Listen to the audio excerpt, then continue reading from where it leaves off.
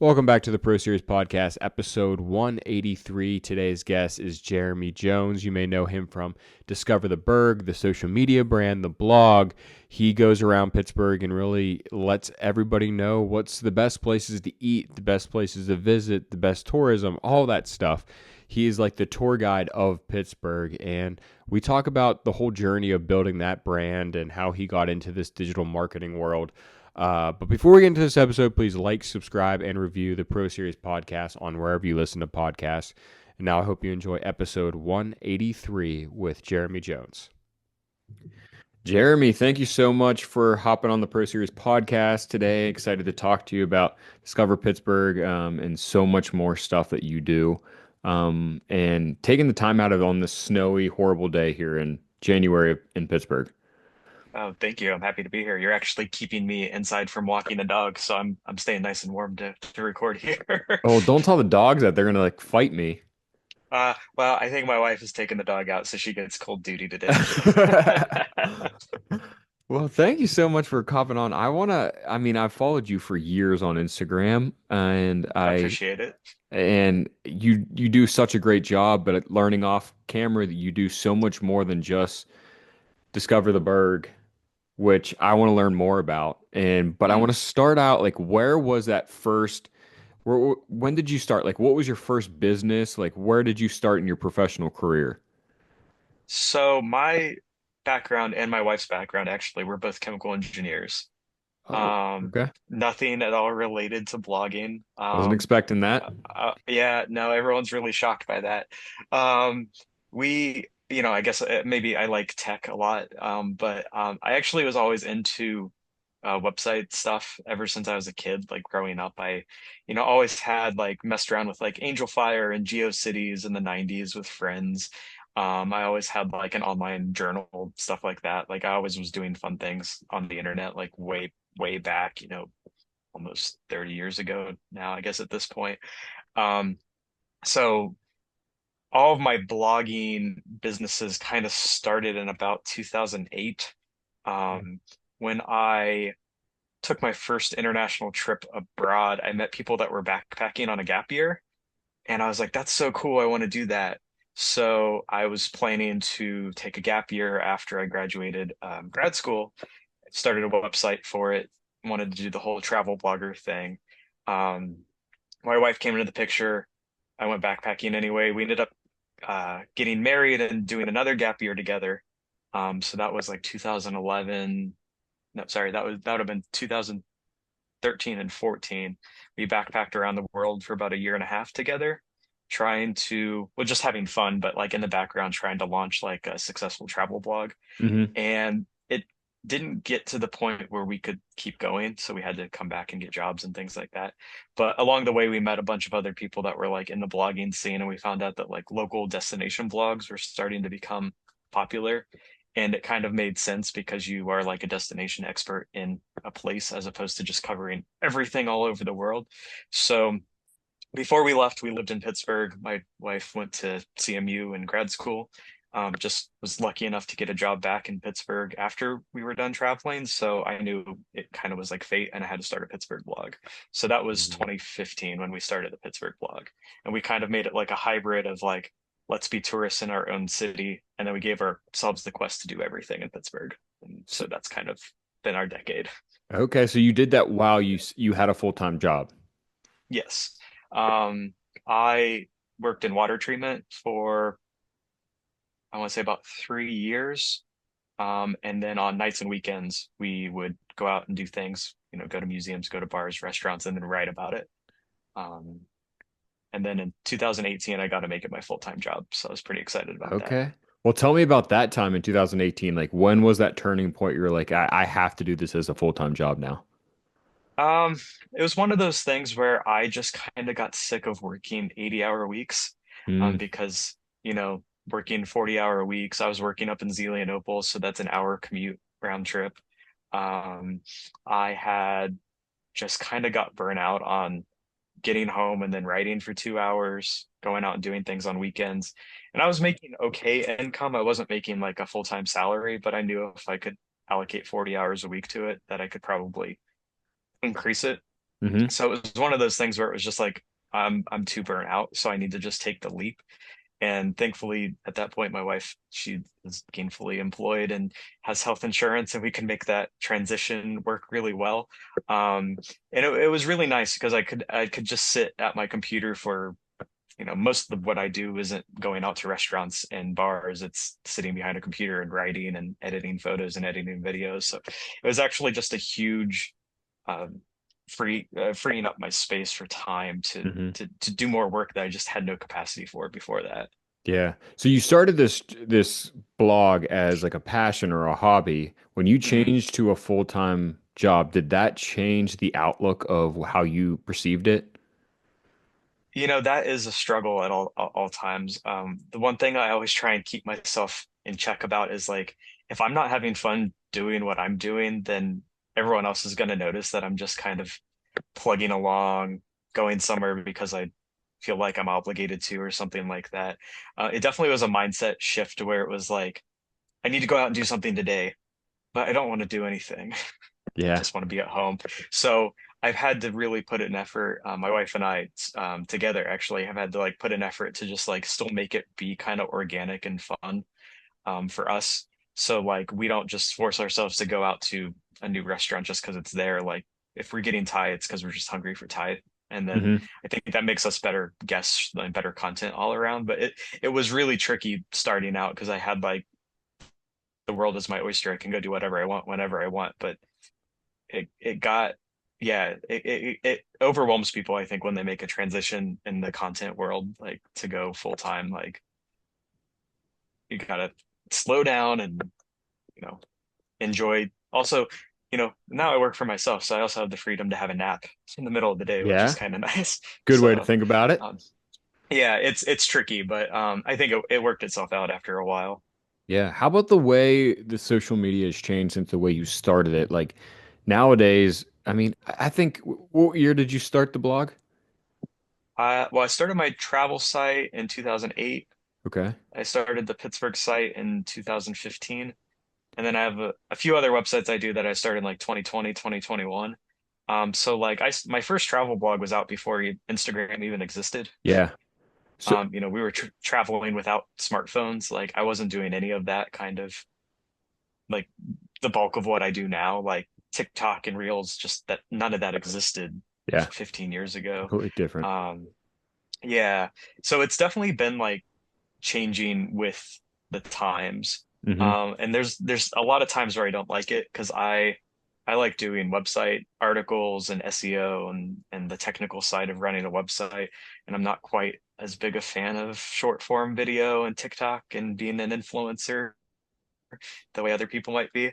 I do it because it's part of the business, but like I probably wouldn't be on Instagram if I didn't feel like it was part of the job in a way. I mean, it's fun, but it's definitely something where it's like if you would have asked me 10 years ago if I thought I would be doing something on my cell phone and posting photos to an app, I would have been like, what are you talking about? Exactly. I'd be the same way. But do you think so? I can imagine in the beginning it was very, very organic of you choosing where to go. Does it Mhm. change now with like how businesses are reaching out to people with higher followers to like come out and, try our food or something like that? Yeah, there was definitely a period, maybe I want to say right after the COVID kind of pandemic, after the world opened back up, where we were just getting messages like 2 or 3 times a day, like, Oh, hey, come to our restaurant, drive an hour across town, we'll host you. Or like, we want you to do hours and hours and hours of marketing for us for a gift card or something. And I've kind of just said, you know what, I don't really like to do any of this stuff. I'd rather just pay for my meal.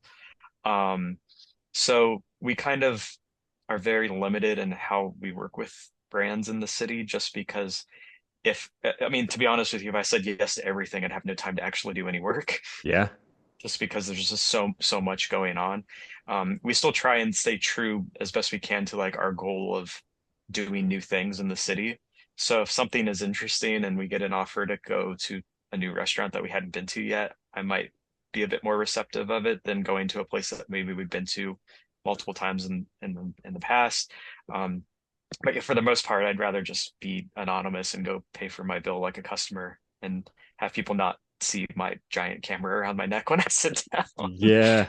I like hearing that. It says a lot about how you view your account. You want to keep it true to it because, Mm. you know, we see those all the time, the paid advertisement. I've done them.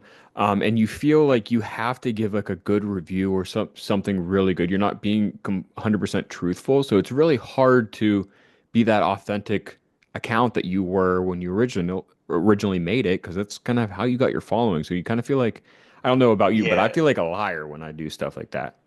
it's rough. I mean, I know that the expectation when you're hosted is always to say something nice, and I'll Mhm. still say something, if it's too salty or if I think it's too expensive, even if I'm not paying for it, I can look at the menu. It's not hard.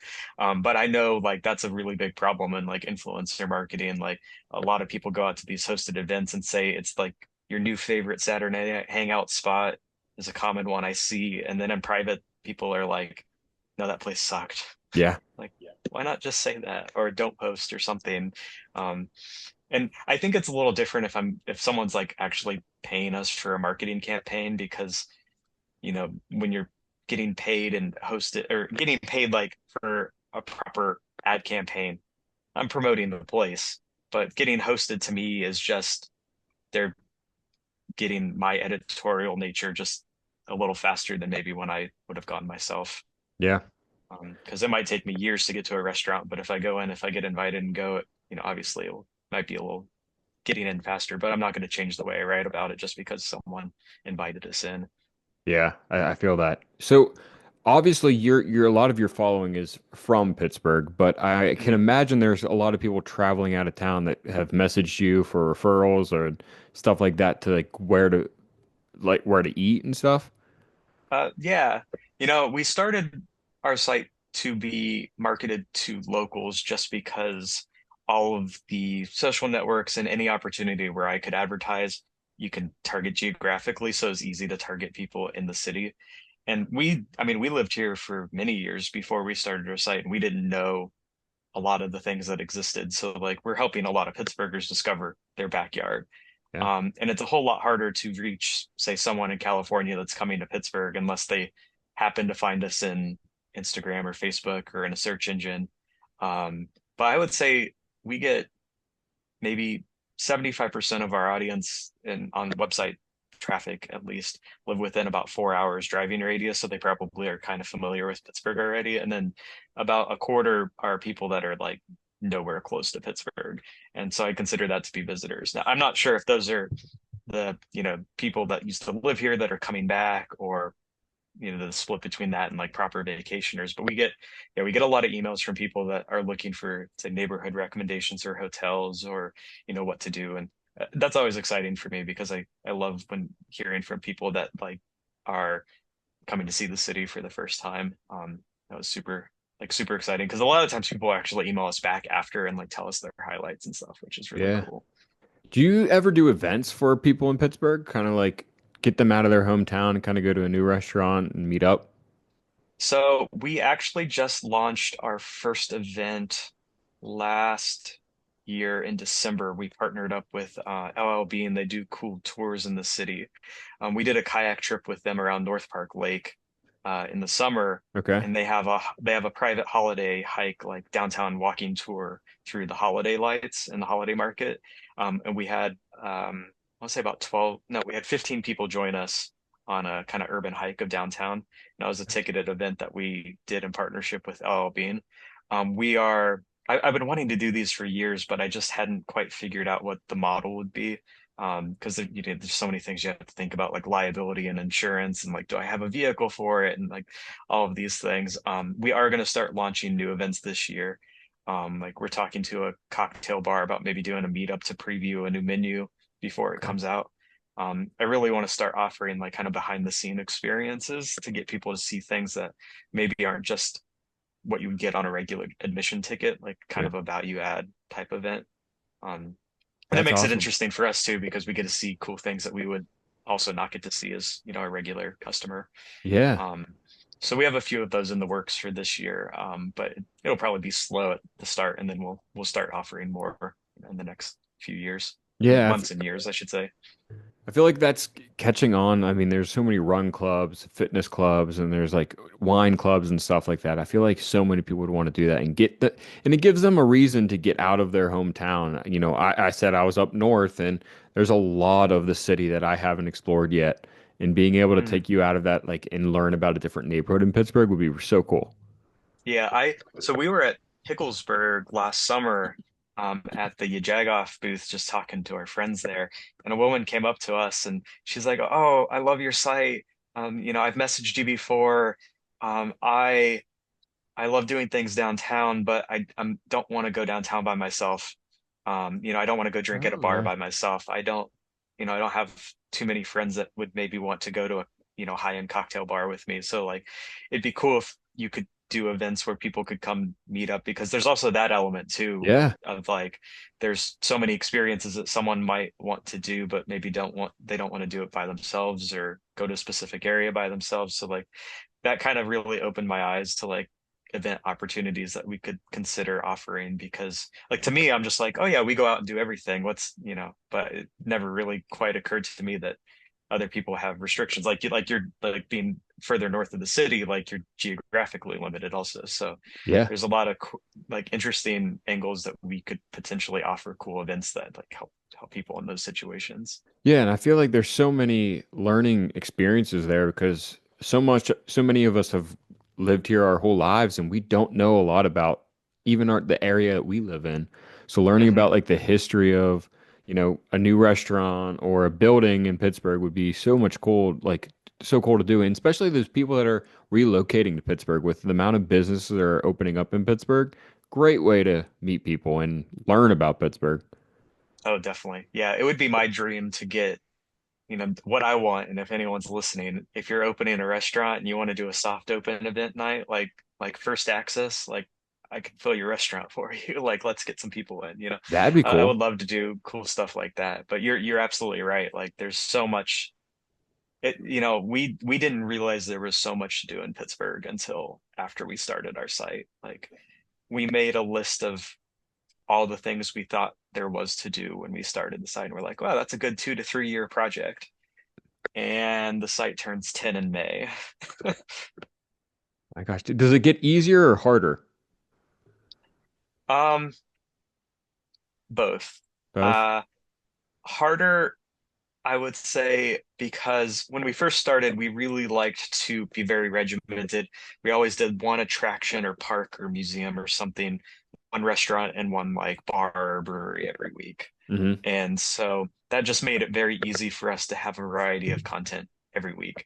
You go out to a museum, you go out to eat, and another night you go out to a bar. Super easy. Now, a decade later, we still have several more parks and museums, like very small niche museums that we still just somehow haven't been to yet. But my list of bars and restaurants is astronomically huge. There's like over 1,000 in the area. And it's kind of hard for us because we can't go out to eat and drink that much. We like to cook at home too. So like we'll go out to eat a couple times a week. And then we have all of our favorites we've been to that we like to go back to also, Hmm. um, or revisiting ones that maybe have a new chef or a new menu.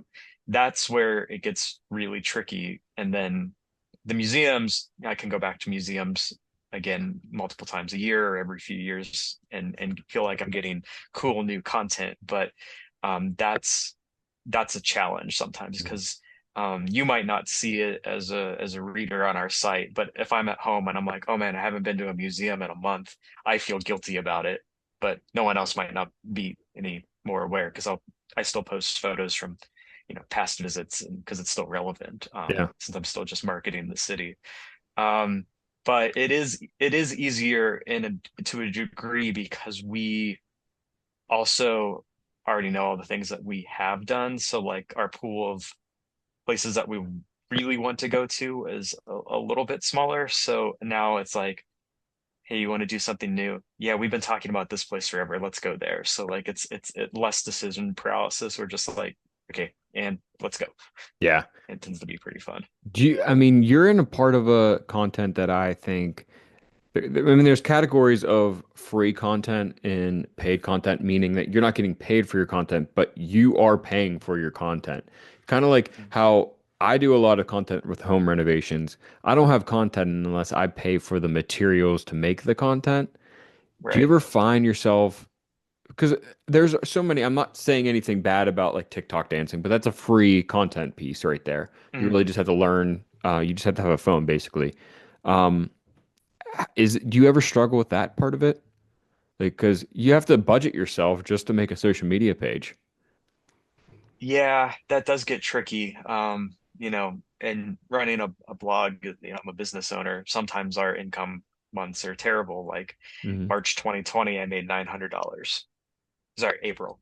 That entire month, I made no money, like relatively speaking, because no one was reading our site or doing anything. So like when it was coming to paying my bills, I had no money extra to go pay anything to do anything in the cities. So it is a challenge, especially when things are rough. Like Yeah. right now it's a little rough. So like um, sometimes I do have to think like, do I want to go to that fancy restaurant and spend $500 on dinner?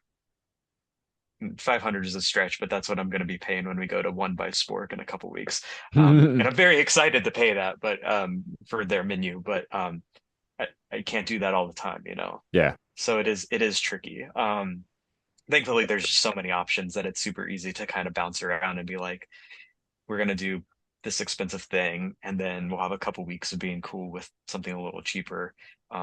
And I am thankful that a lot of these are business expenses, so that helps a little bit. Yeah, that's true. That's a good way to think about it.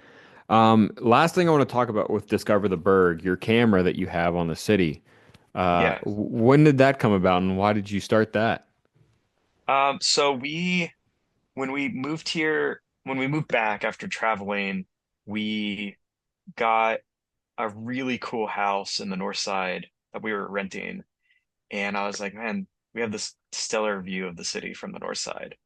And I was just like, I'd love to have a webcam just stream the city. It'd be cool for content.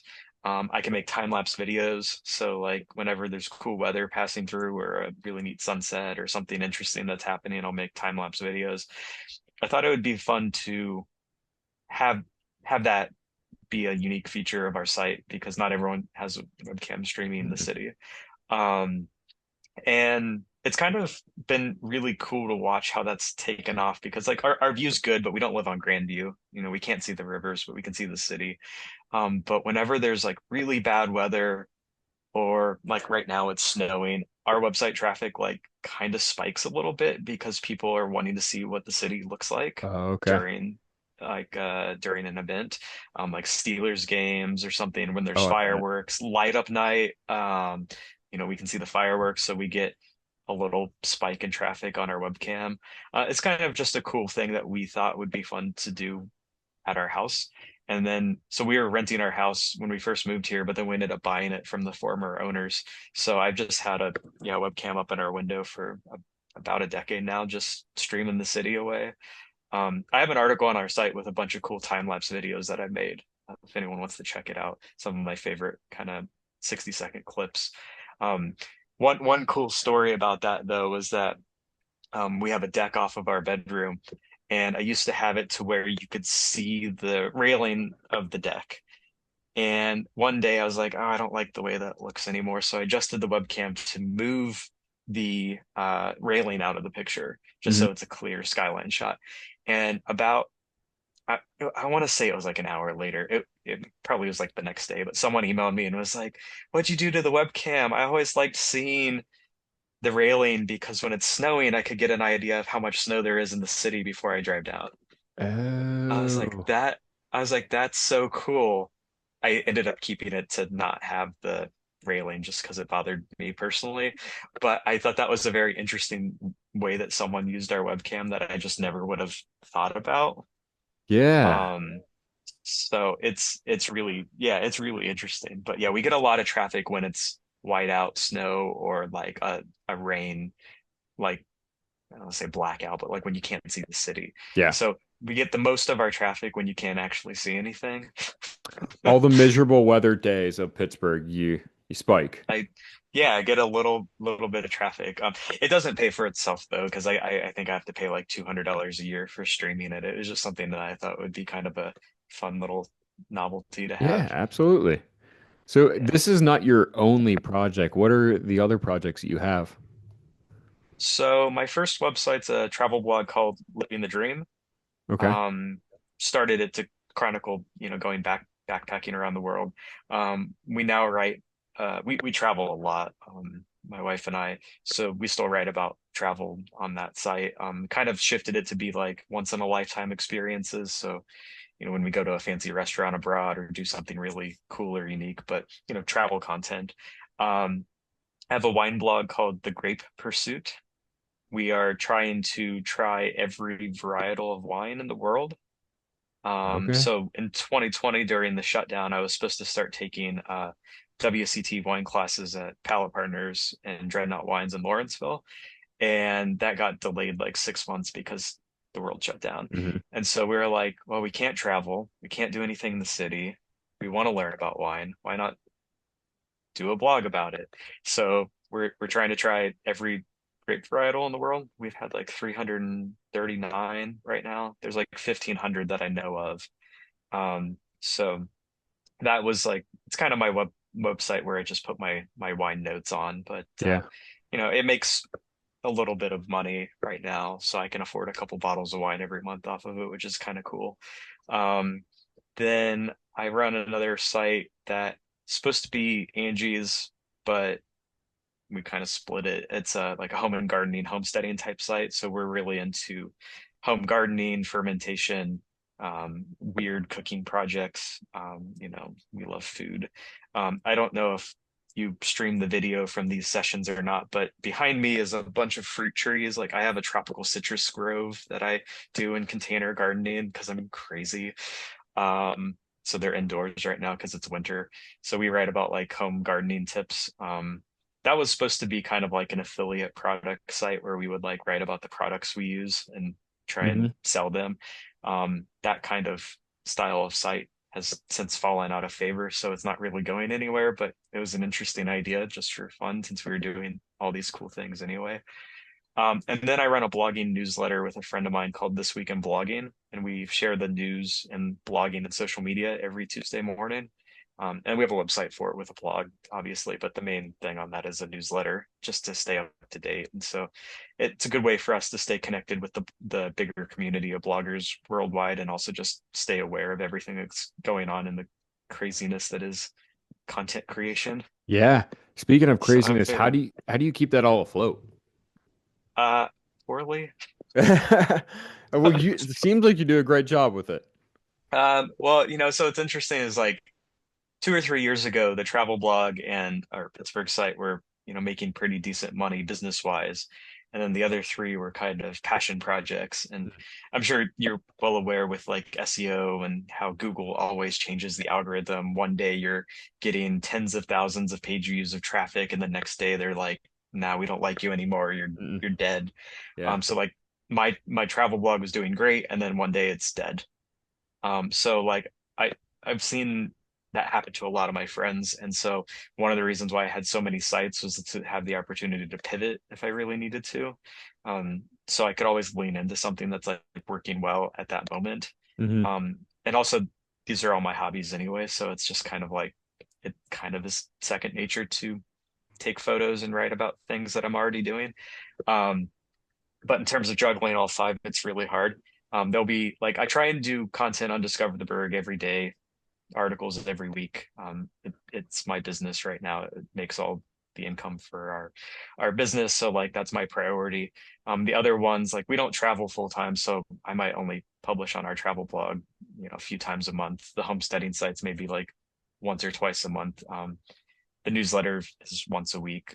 So there might be times where I just put one of those smaller side projects on the back burner for weeks, but then I'll get inspiration to just like go nuts for like 2 days, and then I'll just put everything else onto the side and kind of whimsy. I think for me also I have really hard times like focusing on one task for a really long time. So having so many things actually works really well for me because if I get really bored about writing about my 80th brewery in Pittsburgh, I can switch over to wine or I can talk about a weird tech thing and blogging and like then I can switch to something that gets me excited again. And it kind of goes back to what I was saying about like anytime I feel like I'm doing something that's not exciting, I don't feel like I'm doing my best work. So it Mhm. kind of works in my favor a little bit. But all my blogging friends think I'm crazy to have that many projects. Oh yeah. Yeah, I mean Yeah. it says a lot that you're able to keep them up even if it's only a couple days a month. You're still consistent with it, which is nice. It's a struggle. I'm thinking of maybe shutting the Homestead one down just because I don't think it's gonna take off because for many reasons. But yeah, it's a lot. And there are times where I love having them, and then there are times where I'm like, I'm really dumb and should not have done this. Yeah, and then all that time could go to, the main bread and butter and making it bigger. And Right. maybe that's the time you make events for Discover the Burgh. hmm Yeah, this year definitely is going to be me shifting into more like active style like events, and I'm writing a book, like a guidebook for Pittsburgh that we're going to release Okay. here soon. So I'm definitely putting a lot more time into the Pittsburgh site, which is I love it, but you know, I still got to balance everything. Yeah, so tell me about the book. Is it going to be like actual names of restaurants and stuff where to go and stuff? Or Yeah, so the fun story with the book is I started writing it in February 2020. okay. That was a fun time to start writing a Yeah, destination guidebook for a really. city. I was like wanting it to be like a 500 entry book of everything. We've done like almost 1,400 things in Pittsburgh now. So like I have a tome of things I could turn into like the biggest book on the city.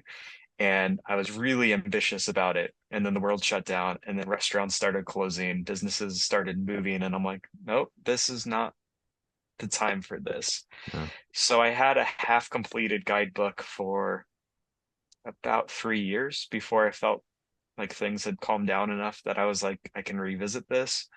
Um, I've pulled out the restaurant part. We're not going to have the restaurants in this book because I think the restaurant scene changes too much. oh I've yeah. seen other people release books where a restaurant has closed or moved locations like between the time they announced the book and when it came out, and that like terrifies me. I don't want to give people bad content. So we're releasing a book of just attractions. So museums, parks, events, are kind of the big categories. No bars or breweries, that might be a separate book later on. Those tend to be pretty static and not changing. I Hmm. don't want to say that museums don't close because some have, but like in terms of how many times I'm going to have to worry about revising the book, it's going to be a whole lot lower.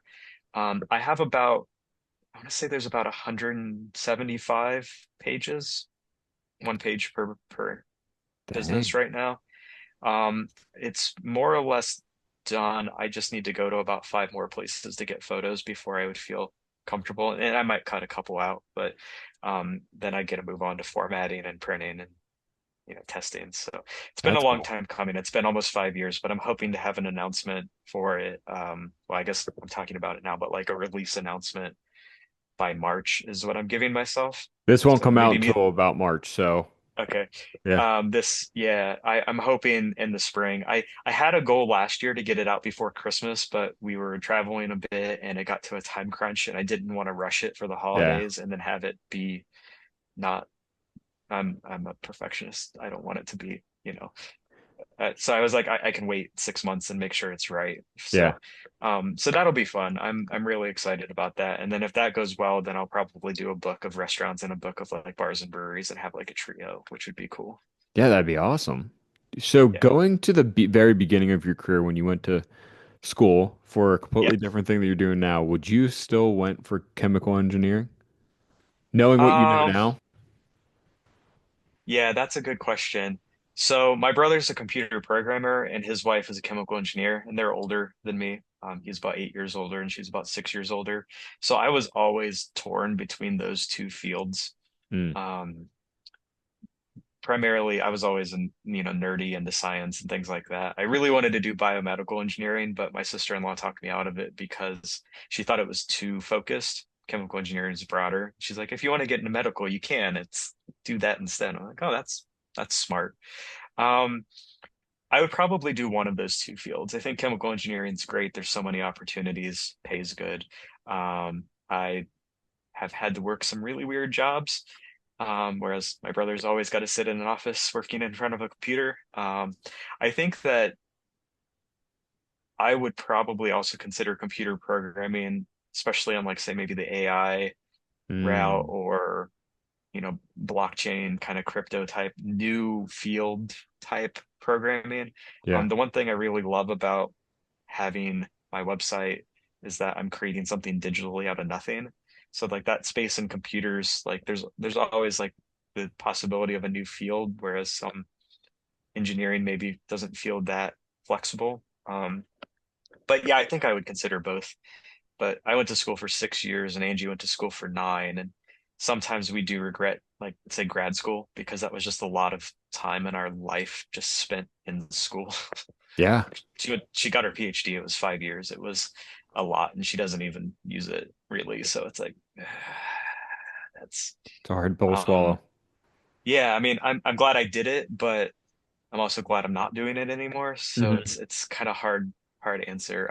I don't want to advocate anyone to go to school to be a content creator. Like don't go to school to do social media marketing or something like that. No, that sounds like a bad idea. Like I only got lucky with this that I was just doing it as a hobby for 10 years before I could make a leap and make it a business. But that yeah, I wouldn't I have some reservations on that side of the spectrum. Yeah. At least go for like marketing or digital Right. marketing so you could do multiple things in the digital world.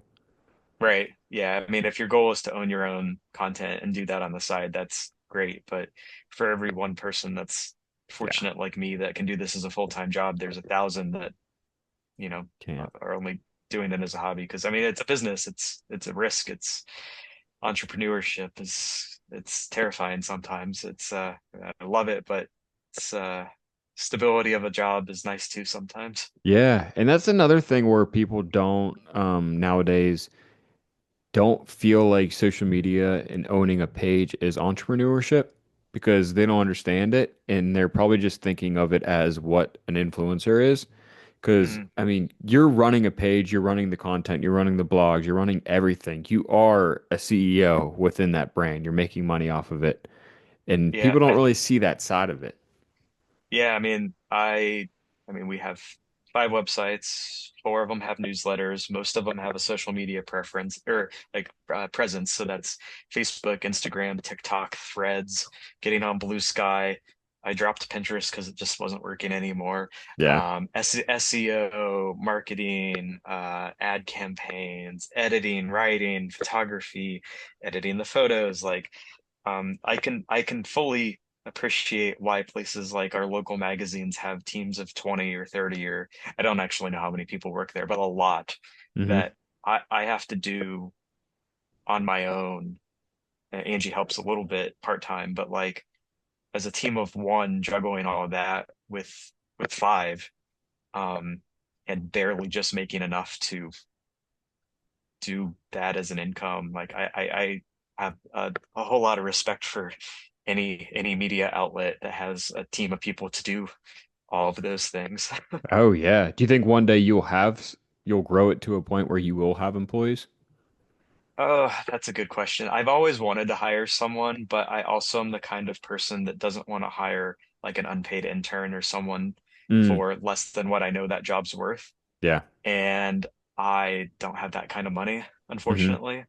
I would love to. I would especially love to hire someone in like sales because I just have no time to do like say outreach for Oh, yeah. um, marketing. And I'm not talking about like a hosted thing. Like I want to try and get, affiliate relationships with businesses where if someone uses our affiliate like a coupon code, like I would make money on a sale kind of thing, like kind of Yeah. more less influencer marketing kind of things and more, you know, on a fit for our brand.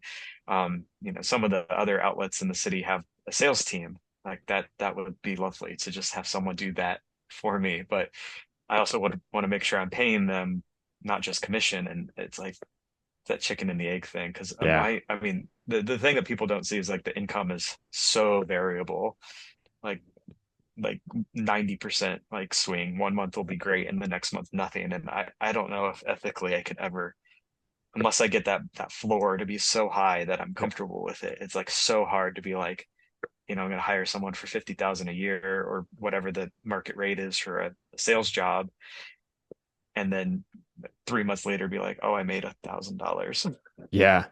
Well, just with social media, like how they pay us, it's drastically different because they're changing the algorithm all the time. So like one Oh, bonus period, you could be doing really well, and another period you get like paid under $1 or something for all your content. mhm. And you're like, what the heck? What's going on here? Yeah, and they're not very clear with how those No. algorithms work. The very first Instagram bonus that ever came out, like I want to say about 2 years ago, I had figured out their algorithm for how it worked and Yeah. published it on my blogging site. And everyone was like, "Oh my God, you cracked the code." And then they changed it, and then now it's like I can't even comprehend how these numbers happen because No. I'll have a post that I think does really well. And for people who might not know this, social media, social networks are paying creators in the USA for engagement and reach now. So it's a way of them kind of splitting some of their ad revenue with creators, which I think is great, Hmm. but we have no idea how it works. No. And so I like one day I had this post that did really well. I'm like, oh, cool. I probably made $50. I'm going to check and see how much I made. It was like $1.25. And I'm like, the heck? And then another time I had a post go crazy viral, like 1 million views, and I made $650.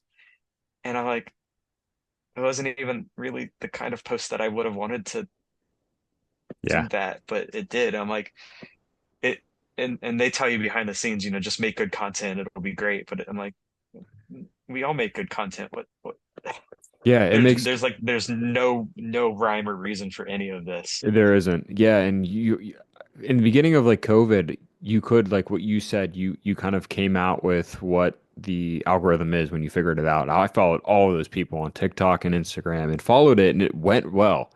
And then Yeah. it's like they catch on and they're like, "Ooh, let's change it up again because we need to save some money and give them pennies on the dollar for like a content that's like 5 million views." Yeah. I think a lot of social media, they try and get people addicted to it. Oh yeah. Like create more content, consume more content. And so they throw you a bone every now and again, make you think it's working. Oh, now you're making more content again. And then, you know, okay, we'll stop paying you because you're making content for free for Yeah. them. Yeah. And then if you slow down or something, it seems to be there's so many wrong things with social media that I could have a whole other episode complaining about, but it's frustrating because a lot of creators like are like really stressed out about this. Yeah, I Like read an it's article over the weekend of like the newest generation. So not like the ones that are in high school now, but like the ones that are like in middle school and elementary school, and they want nothing to do with social media. good for them. Yeah, they see the stress on, some of their parents might be in the influencer space or their older siblings, and they want nothing to do it, and they're seeing that there's going to be like a humongous downfall in social media in the next 10, 15 years of Oh, I just hope I'm retired before then, but yeah, that yeah. sounds. I mean, I believe it though because like kids, like younger kids, and you know, people younger than us they have not existed before the internet. No. Like, and their whole lives have probably been documented online, whether they wanted it or not. Yeah. I was thankful I was born in the 80s, so like I had a fair bit of my life without having to worry about all of these things. But I could see if you grew up with all of that, just going, nah, I'm gonna go read a book on paper. It's fine. Yeah. Yeah. I always And say that. I feel so bad because I, I was born in the 90s, but my life didn't get onto social media until end of high school. So I feel so bad for all these people that are growing up with their baby pictures on social media all the way up oh, until they're older. It's just so sad that's happening. yeah, I mean, I'm sure some people like it, and when you're family and things like that. But I would not. I would feel very weird if I grew up and had other people posting Yeah. photos of me online. Yeah, it's a little awkward. Yeah. I always think of the future of the kid. Like, do they want to go into politics or do they want to go Oh, into right. something that it's going to screw them up later in life, bite them in the butt. Yeah, yeah, no. Sad. Yeah, I probably can't go into politics either. Oh well. Mm-mm. Same. Well, thank you so much for hopping on the podcast. I want to finish off on where people could follow you and your websites. Yeah, appreciate you having me on. Our Pittsburgh website's Discover the Burgh, discovertheburgh.com. Most of our handles on social media are at Discover the Burgh, so super easy to find us. If you Google Pittsburgh blog, we should come up pretty high up, so that's easy to remember too. Our other websites are Living the Dream. It's livingthedreamrtw.com for around the world. The Grape Pursuit, Hipster Homesteaders, and This Week in Blogging. Perfect, Jeremy. Well, thank you so much for taking the time out of your day to come on the podcast. Can't wait to get this one out and let's stay connected. Yeah, definitely. I'm looking forward to it. Let's go have a drink sometime. Absolutely.